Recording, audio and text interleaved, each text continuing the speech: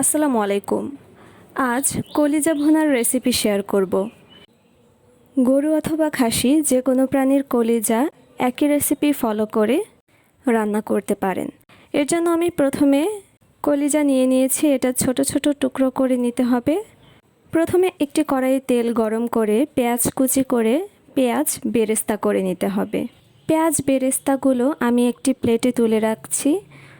রান্নার পর এটা ব্যবহার করতে হবে। তারপর যতটুকু তেল বেঁচে যাবে ততটুকু তেলের মধ্যে দুটো তেজপাতা এবং দুটুকরো এলাচ ভেজে নিচ্ছি। তারপর 4-5টা মরিচ দিয়ে দিচ্ছি। তারপর একে একে 1 চা চামচ পেঁয়াজ বাটা, 1 চা চামচ আদা বাটা এবং 1 চা চামচ রসুন বাটা দিয়ে দিচ্ছি। রান্নাটা আমি যথাসম্ভব অল্প তেলে করার চেষ্টা করছি। মশলাটা কষানোর জন্য আমি হালকা পানি দিয়ে দিব। তারপর এটা ভালোভাবে কষিয়ে নেব।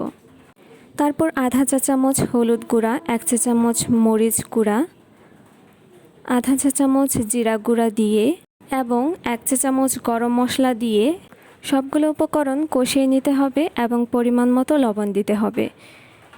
এ পর্যায়ে ছোট করে রাখা কলিজার টুকরাগুলো এখানে দিয়ে দিতে হবে।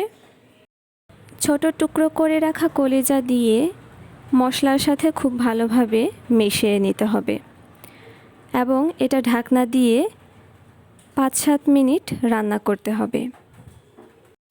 5 থেকে 7 মিনিট অল্প আঁচে এটা রান্না করে নেবার পর ঢাকনা খুলে কলিজা সিদ্ধ হওয়ার জন্য 1 থেকে 1.5 কাপ পানি দিয়ে দিতে হবে।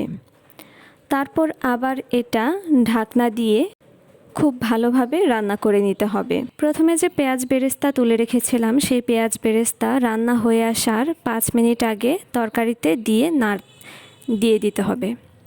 তারপর কমপ্লিট হয়ে যাবে আমার কলিজা ভুনার রেসিপি। এতক্ষণ সাথে থাকার জন্য ধন্যবাদ।